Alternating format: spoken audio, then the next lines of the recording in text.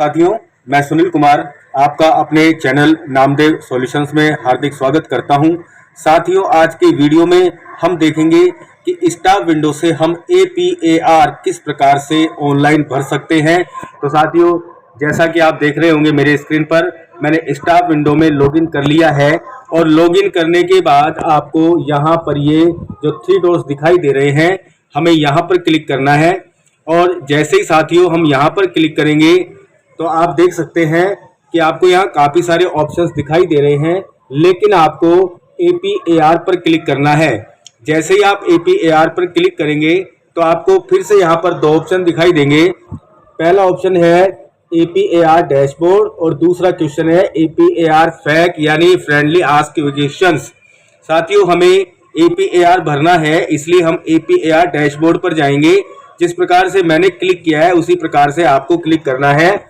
और इसके बाद में आप देख सकते हैं कि यहाँ पर आप 2020-21, 2021-22 और 2022-23 का APAR आप भर सकते हैं। यदि आपने पहले 2020-21 और 21-22 का APAR नहीं भरा है तो आप यहाँ पर भर सकते हैं, और यदि आपने भर दिया है तो हमें 2022-23 पर क्लिक करना है और यहाँ पर हमें ओके को प्रेस करना है और उसके बाद में हम 2022-23 का APAR भर सकते हैं।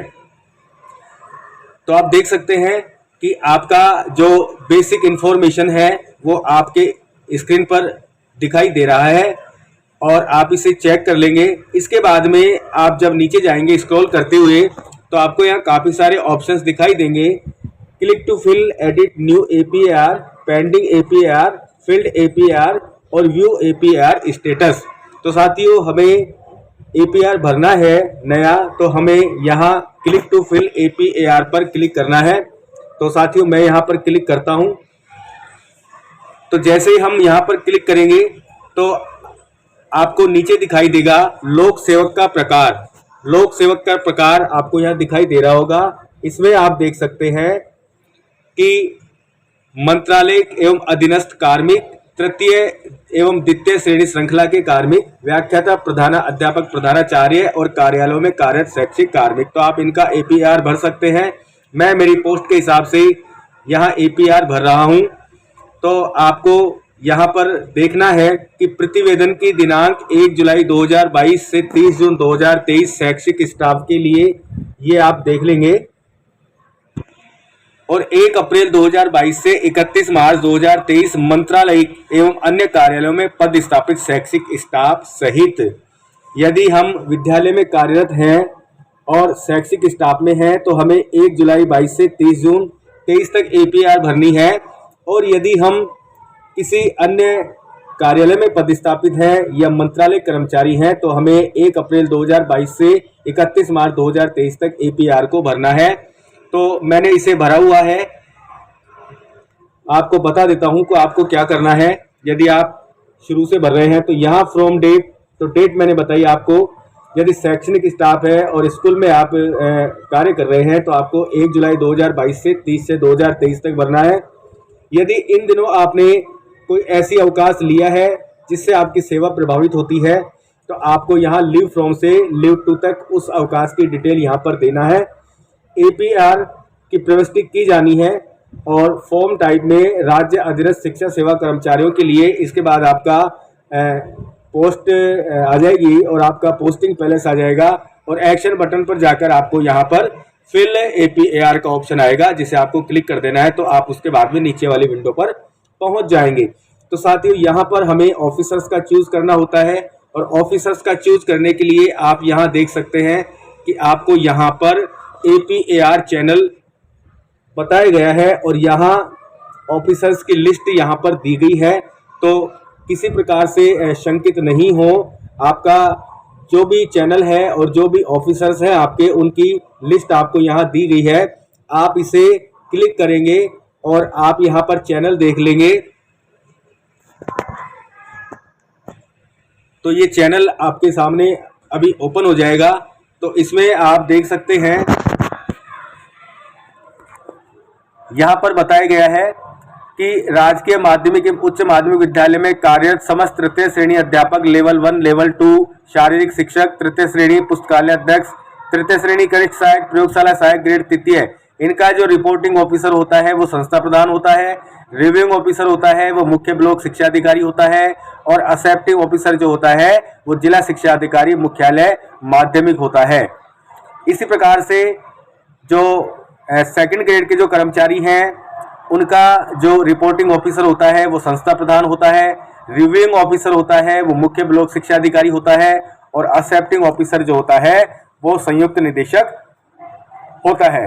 और इसी प्रकार से जो प्रथम श्रेणी के कर्मचारी हैं, फर्स्ट ग्रेड के कर्मचारी हैं, उनका प्रतिवेदक अधिकारी संस्था प्रधान होगा, रिव्यूइंग ऑफिसर उनका सीबीओ होगा और स्वीकारकर्ता उनका जो अधिकारी है वो निदेशक होगा। तो इस प्रकार से आप ये देख लेंगे और उसी हिसाब से आप अपना एपीआर चैनल के थ्रू यहाँ से भरेंगे। तो चलिए नीचे चलते हैं और नीचे जब हम नीचे जाएंगे तो आपको यहाँ चूज ऑफिसर का ऑप्शन दिया जाएगा। तो सबसे पहले हमें ऑफिसर्स को चूज करना है। तो मैं यहाँ चूज ऑफिसर्स पर क्लिक करता हूँ और क्लिक करने के बाद में मैंने अपना जो प्रिंसिपल हैं उनको मैंने अपना रिपोर्टिंग ऑफिसर बना रखा है और मुझे रिव्यूइंग ऑफिसर यानी कि सीबीओ को बनाना है। तो इसमें आपके पास ऑप्शंस कई प्रकार के मिल जाएंगे। आप उनकी स्टाफ आईडी से सर्च कर सकते हैं, आप उनकी एम्प्लॉय आईडी से सर्च कर सकते हैं, आप उनके मोबाइल नंबर से सर्च करते हैं और आप उनकी पोस्ट से सर्च कर सकते हैं। उनकी कंडीशन क्या है, ये वर्किंग है, रिटायर्ड हैं, डेथ है या सस्पेंडेड है, इसका भी आप यहाँ पर डिटेल देकर और आप अपना जो रिव्यूइंग ऑफिसर है वो चूज कर सकते हैं। जिसके लिए मैं यहाँ पर बाय मोबाइल नंबर या बाय एम्प्लॉय आईडी से मैं यहाँ सेलेक्ट करूँगा। मैं यहाँ पर एम्प्लॉय आईडी डालकर और अपना जो रिव्यूइंग ऑफिसर है उन्हें मैं यहाँ सेलेक्ट करूँगा। तो यहाँ पर हमें एम्प्लॉय आईडी डाल देनी है यहाँ पर और उसके बाद में आपको यहाँ सर्च बटन पर जाना है और नीचे आपके उन अधिकारी का नाम आपको दिखाई दे जाएगा। मैं अभी एक बार भरता हूँ और फिर उसके बाद आपको आगे की प्रक्रिया में लेकर चलता हूँ। जब आपके अधिकारी का नाम आ जाएगा तो आपको यहाँ सेव रिव्यूइंग ऑफिसर पर जाकर और इसे क्लिक करना है ताकि हमारा जो रिव्यूइंग ऑफिसर है वो सेव हो जाए। तो मैं इसे क्लिक करता हूँ और क्लिक करने से पहले एक चेकबॉक्स है जिसे मुझे सेलेक्ट करना होगा। मैं यहाँ इसे सेलेक्ट करता हूँ और उसके बाद मैं यहाँ सेव रिव्यूइंग ऑफिसर पर जाता हूँ। तो आप देख सकते हैं कि आपके पास एक पॉपअप आएगा, रिव्यूइंग ऑफिसर सेव्ड सक्सेसफुली। तो रिव्यूइंग ऑफिसर सक्सेसफुली सेव्ड हो गया है। और अब हमें जो हमारा एक्सेप्टिंग ऑफिसर है थर्ड ग्रेड के लिए वो होता है टीओ माध्यमिक सेकेंडरी कर्मचारियों के लिए और एलिमेंट्री के लिए होता है टीओ प्रारंभिक। तो मैं मेरा जो एक्सेप्टिंग ऑफिसर है उसे मैं सेलेक्ट करूंगा। तो मेरे पास ना तो उनकी स्टाफ आईडी है, ना उनकी एम्प्लॉय आईडी है और ना उनका मोबाइल नंबर है। तो मैं बाई पोस्ट से यहाँ सर्च करूँगा। बाई पोस्ट से सर्च करने के लिए मैं यहाँ पर अपना डिस्ट्रिक्ट सेलेक्ट करूँगा। डिस्ट्रिक्ट सेलेक्ट करने के बाद में मैं यहाँ पर पोस्ट सेलेक्ट करूँगा। तो आप देख सकते हैं कि यहाँ पर डिस्ट्रिक्ट एजुकेशन ऑफिसर की पोस्ट यहाँ आपको दिखाई दे रही है। तो मैं इस पोस्ट को यहाँ सेलेक्ट करूँगा और उसके बाद में आपको मिनिमम 3 कैरेक्टर्स यहाँ उनके नाम के डालने हैं। तो मैं यहाँ पर उनके नाम के 3 कैरेक्टर्स डालूँगा और उसके बाद में मैं यहाँ पर सर्च करूँगा और सर्च करने के बाद में आपके पास जो रिजल्ट आएगा वो नीचे आ जाएगा और आपके पास में ये उनका नाम आ गया है।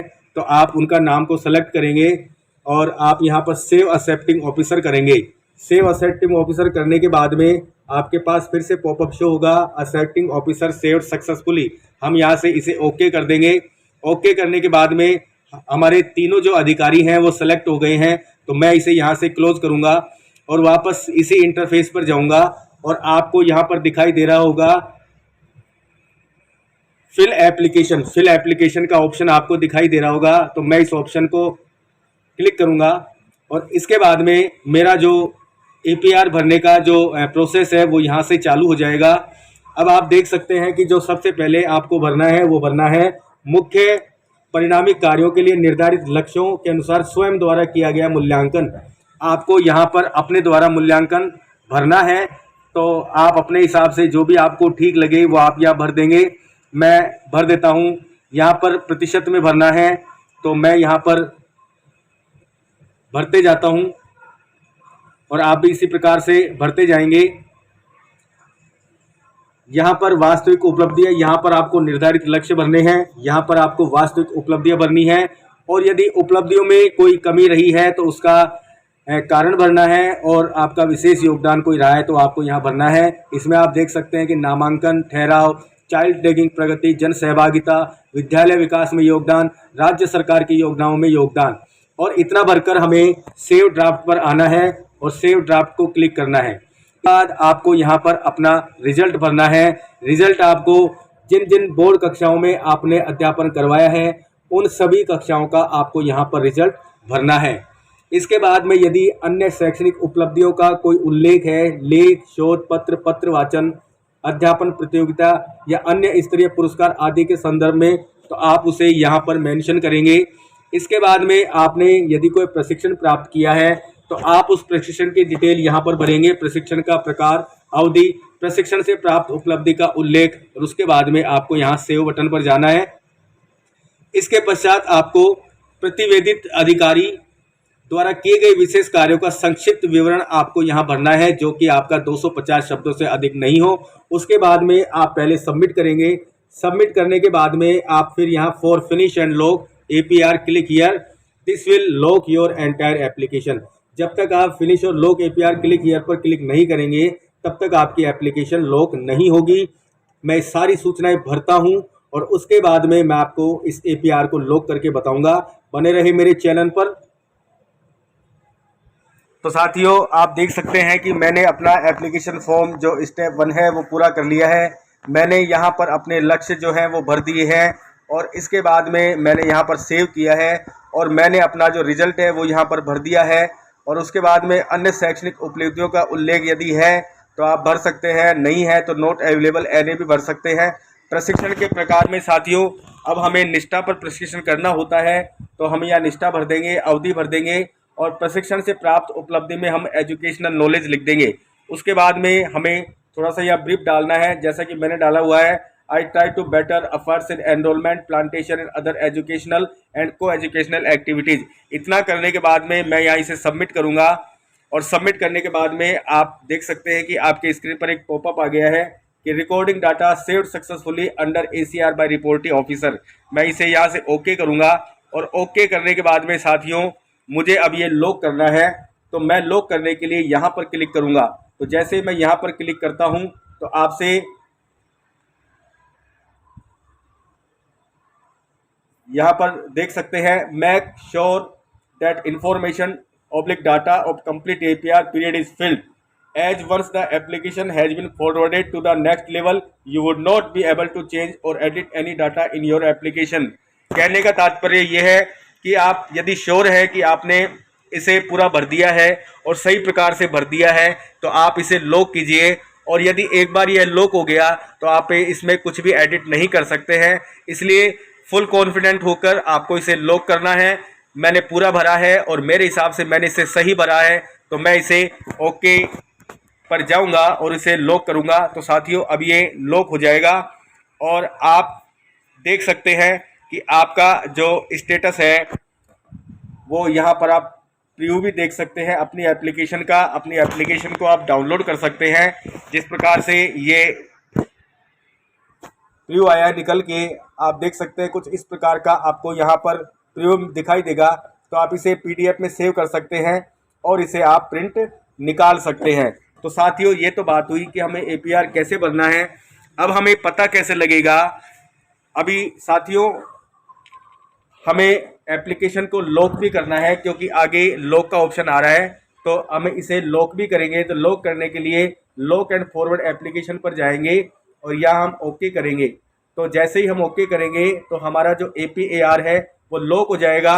और उसके लिए आपको बताया गया है कि please ensure that the application data has been verified by you as after logging you would not be able to change data. आपके मोबाइल नंबर यहाँ पर आपको दिखाई देंगे और क्या चिकित्सा परीक्षण रिपोर्ट अपलोड करना चाहते हैं। तो साथियों यदि आपकी आयु 55 वर्ष से अधिक है तो आपको हेल्थ सर्टिफिकेट यहाँ पर अपलोड करना होगा। यदि आप किसी गंभीर बीमारी से ग्रस्त हैं और उस बीमारी की सूचना आपने विभाग को दे रखी है तो आपको यहाँ पर फिजिकल फिटनेस सर्टिफिकेट अपलोड करना होगा। मेरे केस में ऐसा कुछ भी नहीं है तो मैं इसे नो करूँगा और उसके बाद में मैं यहाँ पर सेव मेडिकल स्टेटस, आप पूरी प्रक्रिया देख लीजिए। यहाँ पर सेव मेडिकल स्टेटस पर जाऊँगा और इसे मैं यहाँ पर सेव करूँगा। सेव करने के बाद में पॉपअप आएगा मेडिकल स्टेटस सेव्ड सक्सेसफुली, तो ये सक्सेसफुली हो गया है। और अब इसके बाद में मुझे इसमें OTP डालनी है और OTP डालने के लिए मुझे यहाँ सेंड OTP वाले ऑप्शन पर जाना है। तो मैं सेंड OTP वाले ऑप्शन पर जाऊँगा। सेंड OTP वाले ऑप्शन पर जाने के बाद में मेरे रजिस्टर्ड नंबर पर OTP आएगी जो मुझे फिल करनी पड़ेगी। आप देख सकते हैं कि मेरे मोबाइल नंबर पर OTP आ गया है और मैं उसे फिल करता हूँ। शायद यहाँ पर अभी कन्फर्म OTP सर्वर में कुछ समस्या है, मैं इसे बाद में कन्फर्म करूँगा। आप निश्चिंत रहें, आपका OTP वेरिफिकेशन होने के बाद में आपका जो APR है वो लॉक हो जाएगा और आपको यहाँ पर जाकर APAR पर जाकर APAR डैशबोर्ड पर जाकर आप अपने इसका APR का स्टेटस भी देख सकते हैं। इस प्रकार से देख सकते हैं आपका यहाँ फील्ड APAR आपको यहाँ पर दिखाया जा रहा है व्यू APAR स्टेटस। आप इस ऑप्शन पर जाकर और आप अपने APAR का स्टेटस देख सकते हैं।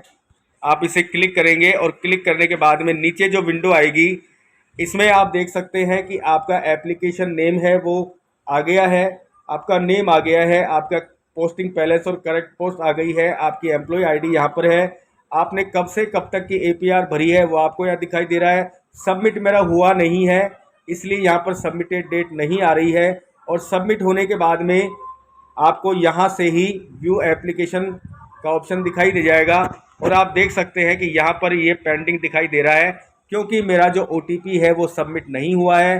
तो साथियों ये थी APAR भरने की पूरी प्रक्रिया। तो मैं समझता हूँ कि आपको APAR भरने में अब कोई दिक्कत नहीं आएगी और यदि कोई समस्या आती है तो साथियों डिस्क्रिप्शन में आपको मेरे WhatsApp नंबर मिल जाएंगे, आप मुझे WhatsApp कर सकते हैं। और साथियों आप प्लीज़ मुझे WhatsApp ही करें क्योंकि हो सकता है कि आप मुझे कॉल करें और मैं आपका कॉल अटेंड नहीं कर पाऊँ, इसलिए आप मुझे सिर्फ WhatsApp से संपर्क करें। तो मिलते हैं एक नई जानकारी के साथ अगले वीडियो में, तब तक बने रहें मेरे चैनल पर। नमस्कार, जय हिंद, जय भारत।